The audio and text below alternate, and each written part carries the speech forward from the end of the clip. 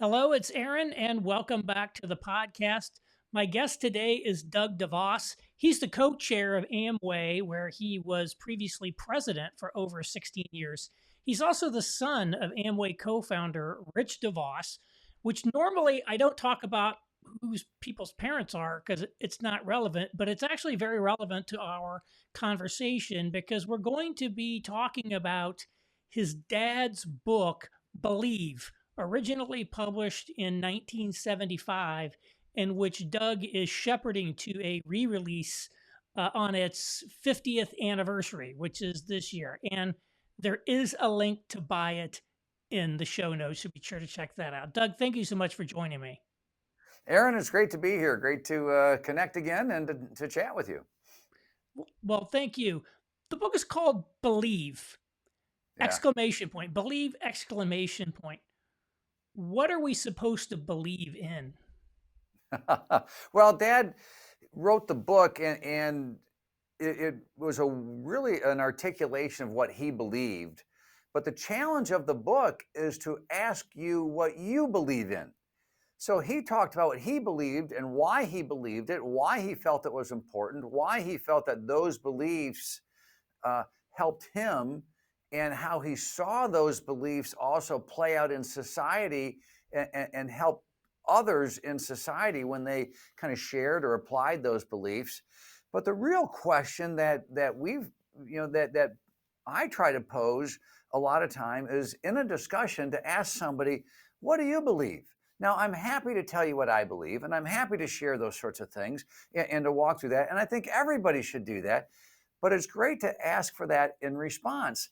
And Dad always did a great job of expressing what he believed, feeling strongly about it, but then leaving room for somebody else to disagree with him or believe something else.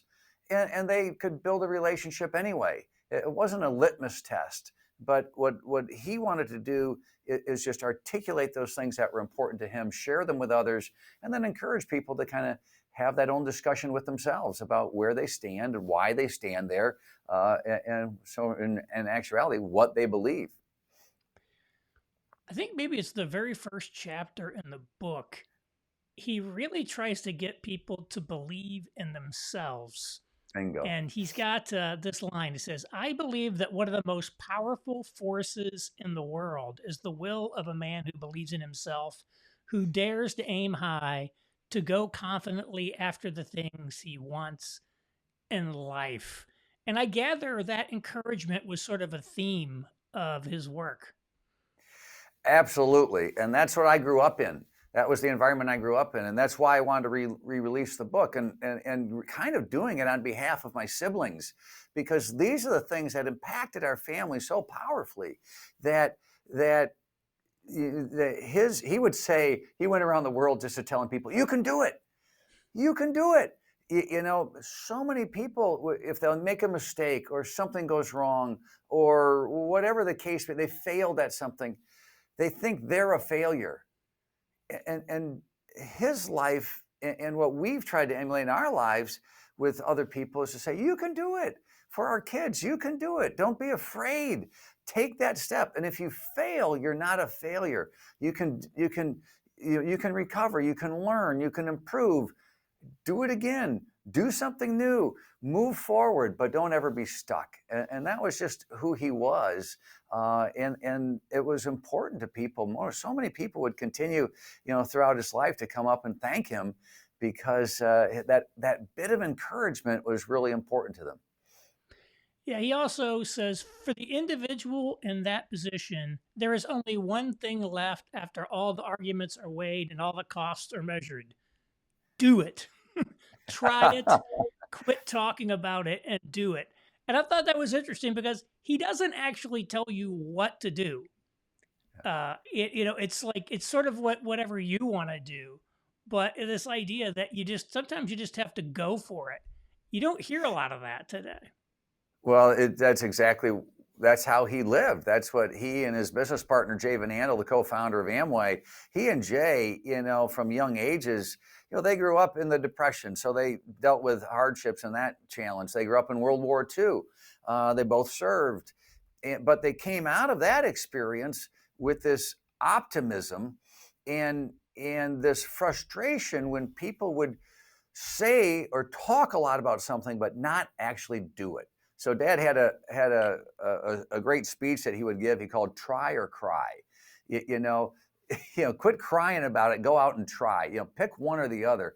But the just the act of trying something, you're going to learn, you're going to put yourself out there, do that sense of adventure. So the first business he and Jay started after World War II was a flight school. And it's important to say that because neither one of them knew how to fly, but they knew they wanted to be in business together.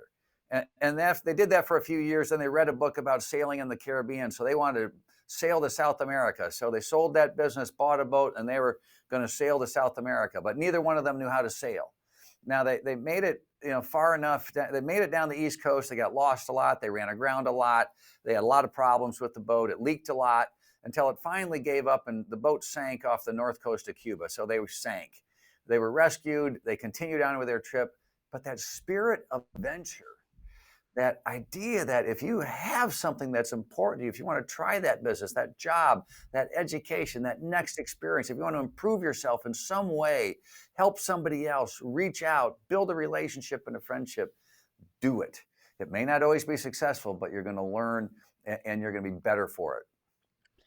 Today, it seems like everybody's lives are overscripted. You're born and they hand you, here's what you got to do. You got to get into the right kindergarten so you can get into the right schools, and then you can take your AP classes and go to the right college and get your job at McKinsey. And those are all good things. I went to college and all that.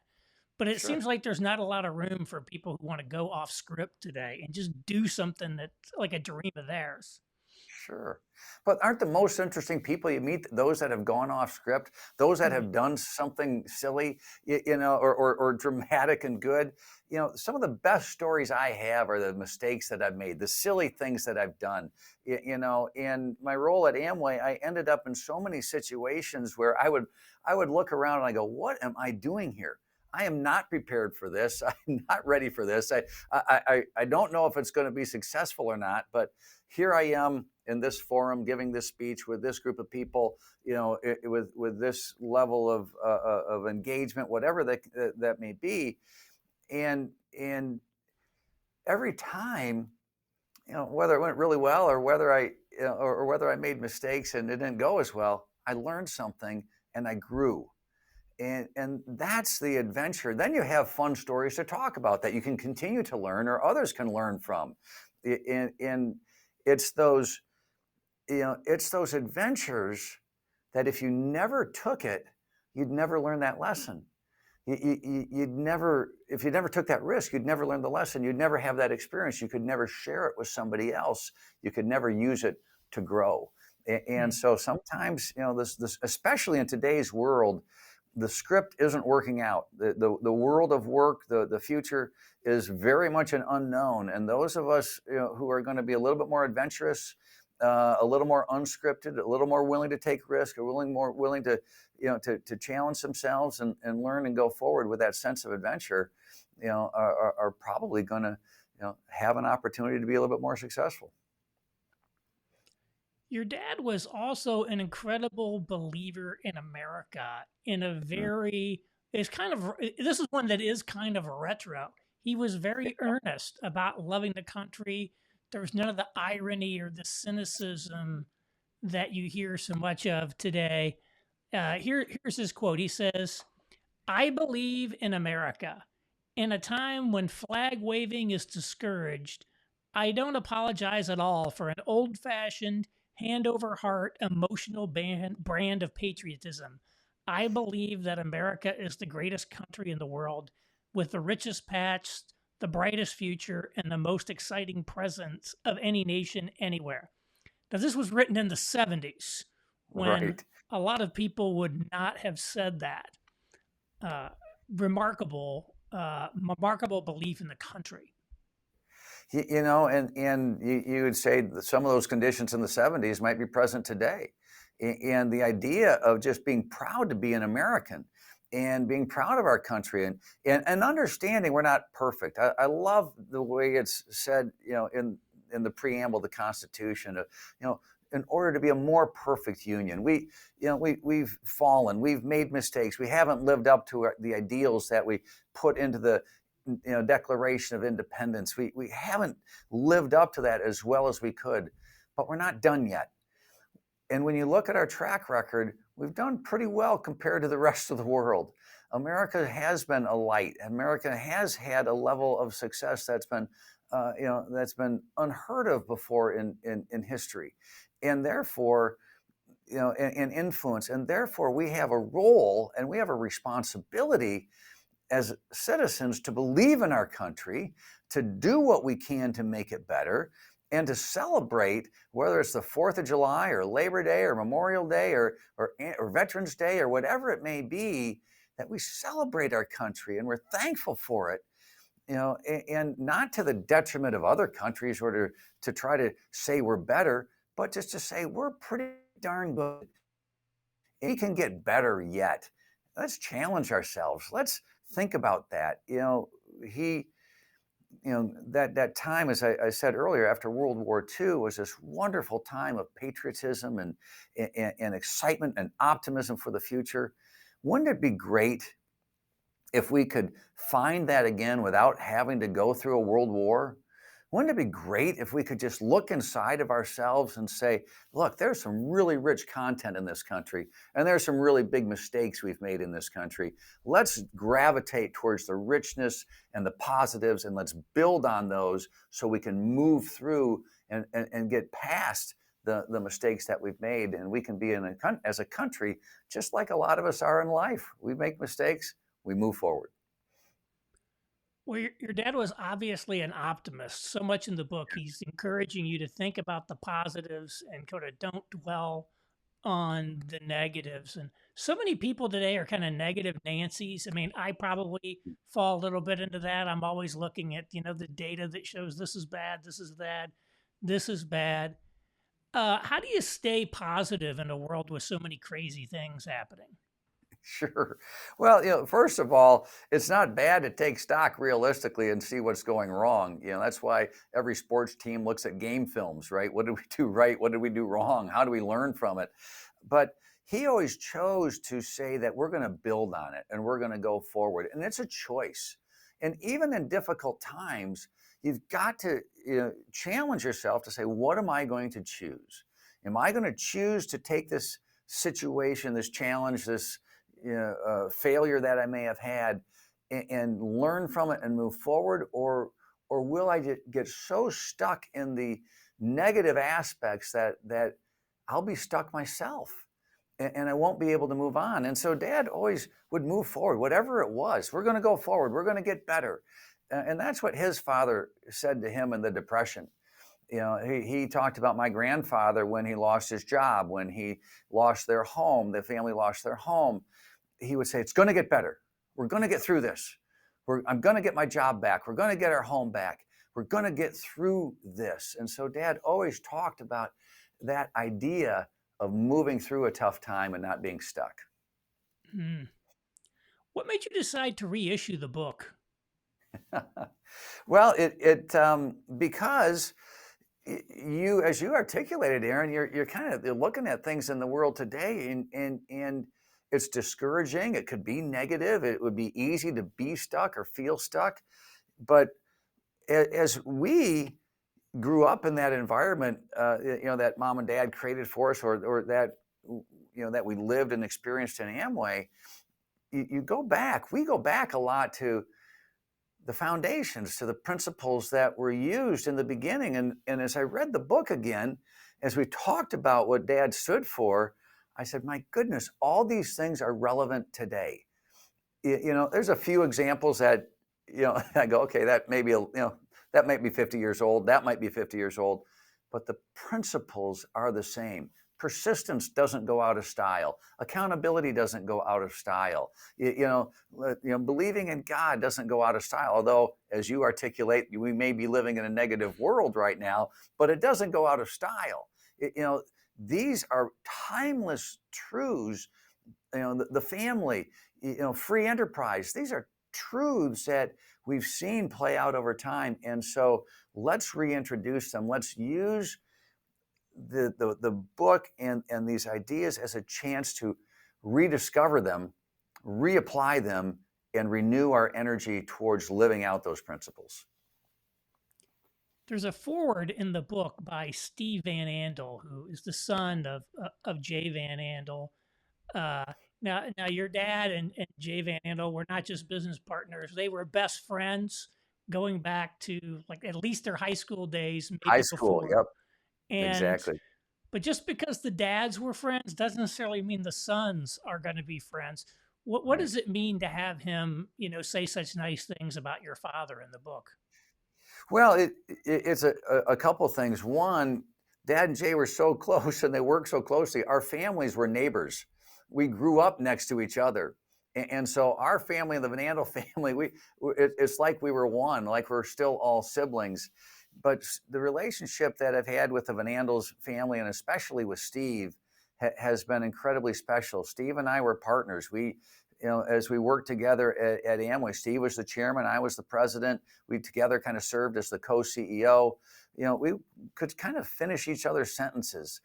We built a level of trust, and as families, we keep working on that and developing that. We started with that foundation, but it really means a lot that that Steve was able to beautifully articulate how he felt about Dad, how he felt about these principles, and the same ways we would talk about Jay too. It's a wonderful relationship and partnership that really has spanned generations.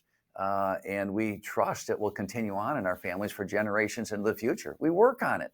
We spend time together. We talk about these things. The business holds us together. And it's just very special to see it come through like that. Steve did a great job.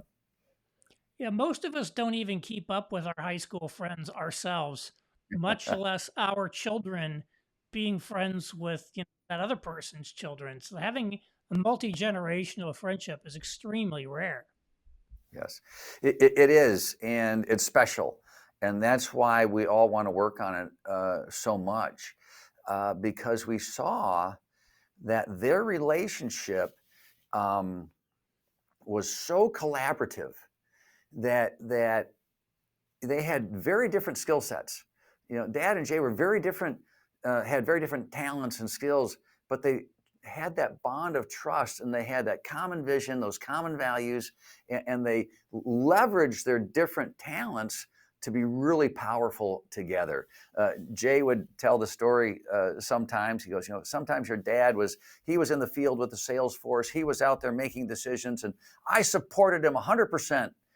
And then he smiled and looked at me and said, even when your dad was wrong. And then he turned it around and he said, and I was doing this with manufacturing and marketing and operations, and your dad supported me 100%, even when I was wrong. So they both knew they weren't perfect, but they both saw that together, that when they worked together, they could be really powerful. And that's what we're trying to continue on.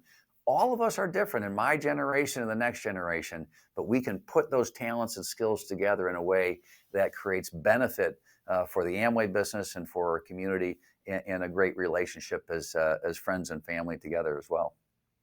Yeah, I guess working together as business partners in the flight school didn't blow the whole thing up, so they just kept on going. So it's a They kept on good time. going. They kept on, they kept on dreaming, and they kept on learning from their mistakes.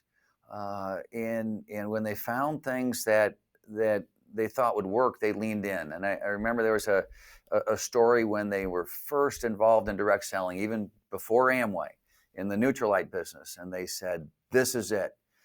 This is it. We're going to stop doing everything else. We can focus on this. We can be successful in this business."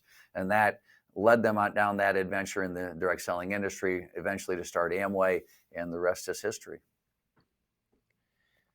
Again, the book was published in 1975, which was really not a great time in America. Shortly after that, Jimmy Carter gave his infamous malaise That's speech. right. You don't use the term malaise, but you talk about, in your book, you put little introductions of your own at kind of the beginning of each chapter.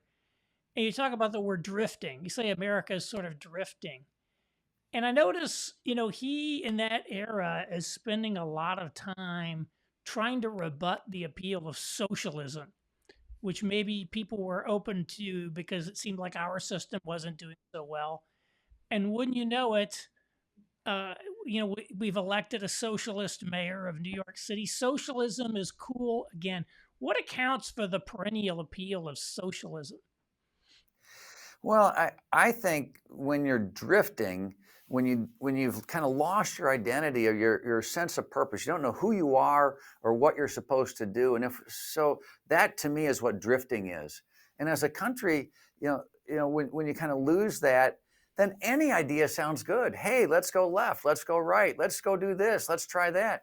Well, sure, why not? Anything, whatever sounds good, let's give it a try. And and I think that's what the warning in the 70s or even today would be. No, no, no. These ideas have been tried before.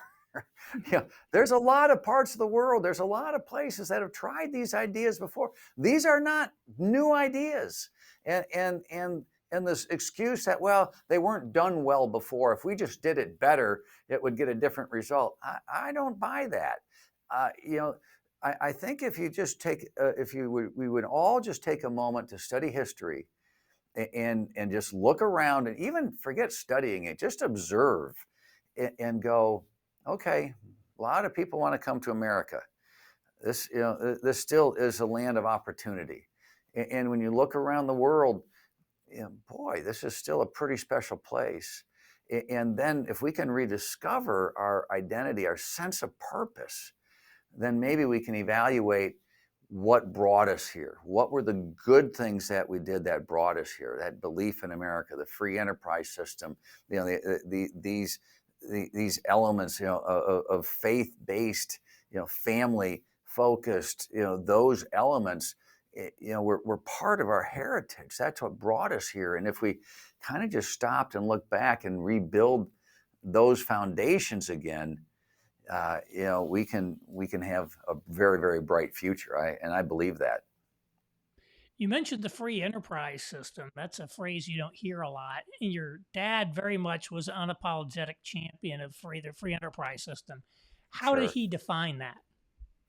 I would say Dad defined it um, very broadly in many senses because in his philanthropy and his community work, he was always looking for innovation. How do you be creative? How are you going to solve this problem differently? But he also focused very clearly on the business aspect. So when we think of free enterprise, it would bring you to a business context. But he knew that those ideas were more powerful than just being limited for business. This idea that you are free to create, free to find solutions, free to be active in your community and do, have a positive impact.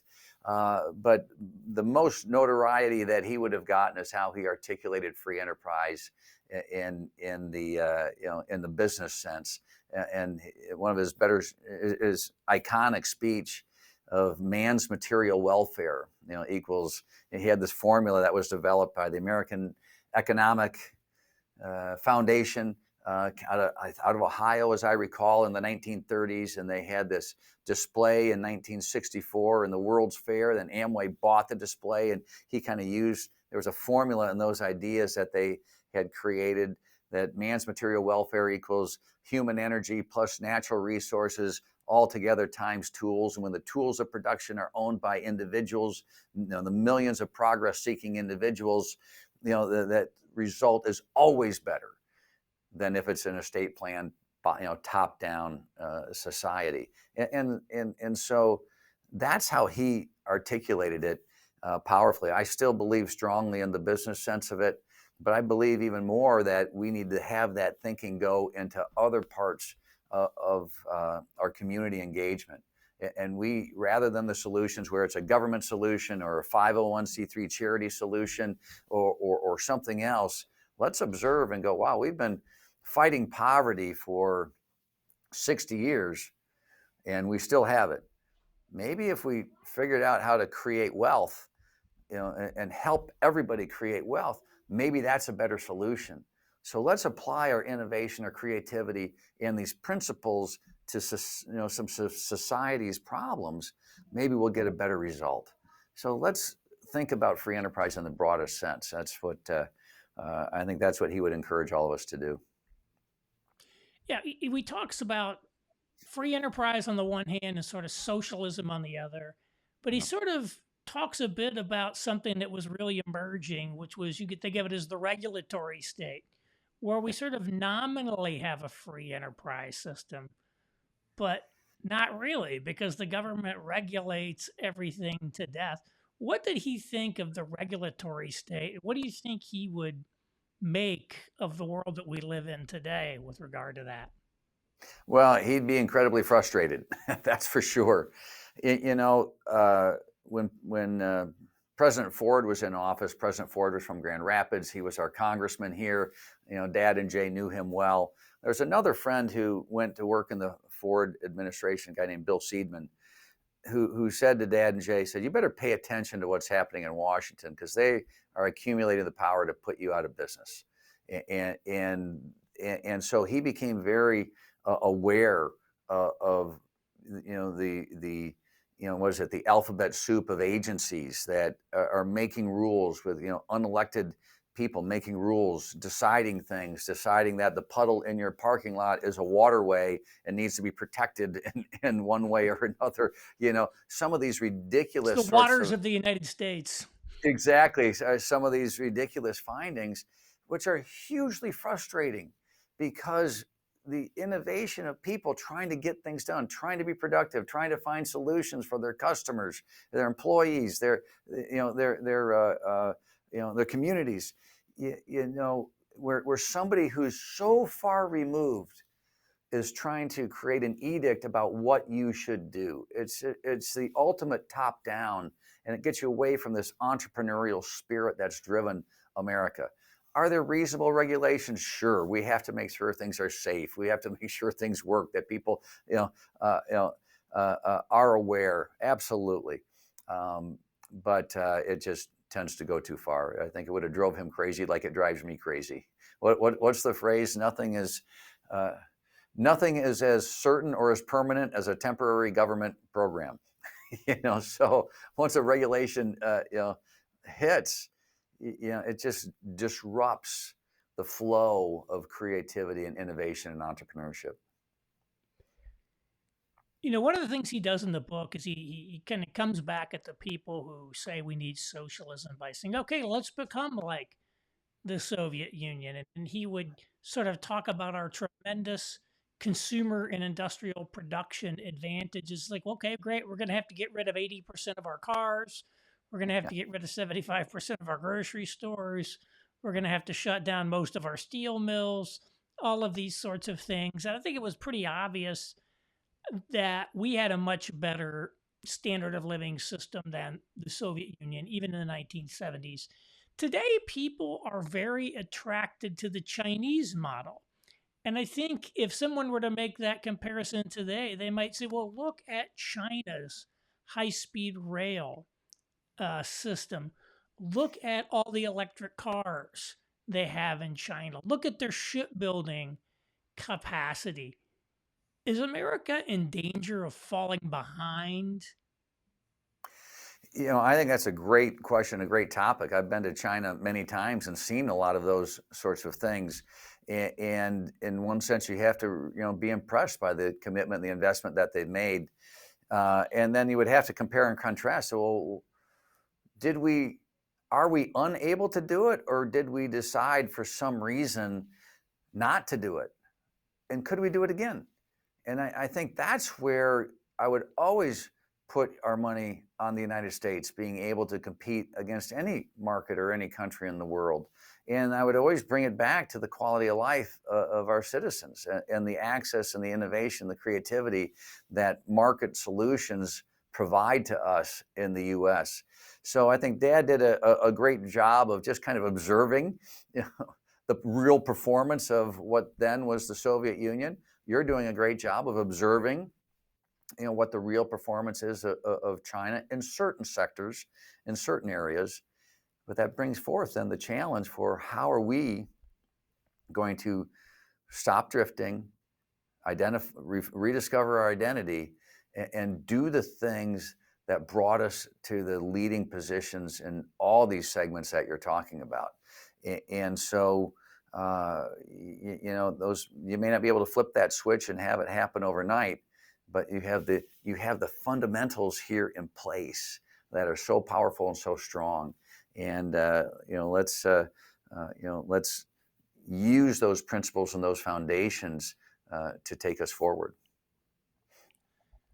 My last question, we've already talked about a little bit of this, but I just want to give you the opportunity to say, are there any things in the book or in your dad's life that you think he would have something particularly interesting to say, or any thoughts about our present moment, which is got a lot of people anxious? Sure. Well, he would always have thoughts about anything, and he would always be thinking about the future. I remember, later in life, I think it was about 90 years old, I went over to see him, and he says, "Doug, I've been thinking." And I said, what do you think about, Dad? He goes, "The next 50 years at Amway, what are we going to do about this or this?" He kind of, rattled off a few things. And I said, "Dad, I kind of joked, and I said, you're 90, right?" Mhm. And he's like, looked at me in a puzzled face. "So what? I'm always thinking of the future." And he always was. So I think if he would look at things today, he would go back to the things he believes. And he would say, how do we communicate with people? How do we engage people? How do we find a way to have the dialogue, to have the discussion about one path or another, of advocating the benefits of free enterprise and contrasting it to other economic systems that have been tried, of advocating the power of persistence, or the idea of people reaching their potential and encouraging people to get there. He would be looking at this very optimistically and would say, boy, this glass is half full. And that's what I would say too. This glass that we're dealing with, yes, we have challenges. Yes, I believe we're drifting, but we have a half full glass. We have the core and the character that's in us somewhere in our country, and all of us as Americans, that we're not going to quit, we're not going to give up, and that we're going to rediscover our identity and build on it. And so I think he would have a lot to say, and he would be a proud advocate and believer in our future. And that's because he would believe in individual people. He would look and see the value of every person from the very beginning, in the Amway business, wherever you were from, whatever you had done. It didn't matter what you looked like, what you did, other sorts of things. You had an opportunity to have your own Amway business. You can be successful. That's why Dad and Jay wanted to go around the world. That's why we're such a global company today, because we believe everybody around the world would be looking for that opportunity in some way, shape, or form. So I think he'd be a believer in our future, and that we are going to get through this tough time and find our way to a better place. The thing that really jumped out at me about what you said was a 90-year-old man worrying about something that's going to happen 50 years from now, or thinking about that. How few of us have a generational perspective that extends beyond the span of our own life. And like, Yeah, what's this world going to be like when we're gone? And how can we leave it and make it better after we're gone? absolutely. Than what we inherited when we came on the scene. So we need to take some of that thinking as well, I think. Absolutely. Isn't that the great challenge? Isn't that the great opportunity to think back, or to be able to think out and say, we can do something today that can have a lasting impact. Maybe it doesn't reward us, but for the next generation, our kids, our grandkids. And if we can do that, what, what more, what more fun could you have in life than to try to figure out some of those solutions, to be able to, put your shoulder to the work, to do the work, to do it with other people, and to have a lasting impact. How great is that? Well, with that, we will wrap it up. My guest today has been Doug DeVos. We were discussing his father's book, Believe, by Rich DeVos, which has been reissued on its 50th anniversary of its original publication. There's a link to buy that in the show notes, as I mentioned. Doug, thank you so much for joining me. Oh, Aaron, thank you so much. Love the discussion. Great to connect again, as always, my friend.